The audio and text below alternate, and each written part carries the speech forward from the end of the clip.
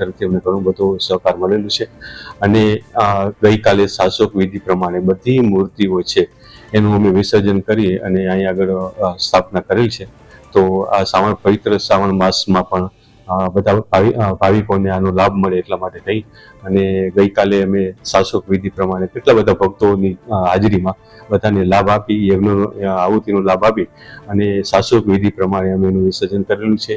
અમારા તરફથી અમને કોઈ તંત્ર તરફથી કોઈ અસંતોષ નથી અને અમને પૂરો સહકાર આપેલો છે. અમે બધા ને ટૂંકમાં અમારી ધાર્મિક ભાવનાઓ સાથે અમને ઘણી બધી સહકાર મળેલો છે, એટલે અમને એ બાબતે સંતોષ છે. અને આ સમગ્ર પ્રક્રિયામાં જંગલેશ્વર મહાદેવના ટ્રસ્ટીઓ તેમજ પૂજારીઓ સૌનો આપણને ખૂબ સાથ સહકાર મળેલ છે અને નવા ઠેકાણે બાજુમાં જ ત્યાં આપણે રોડની સાઈડમાં જે મંદિર બનાવેલ છે એ સુખરૂપ એમાં સ્થાપન થઈ ચૂકેલ છે અને એના કારણે એના અનુસંધાને હવે રોડ પહોળો કરવાના બાબતમાં જે જૂનું મંદિર હતું એ અને નાની નાની દેરીઓ હતી એને આજે હટાવવામાં આવેલ છે અને હવે આ નવું મંદિર નવા સ્થળ ઉપર ત્યાં જ બાજુમાં શરૂ થયેલ છે.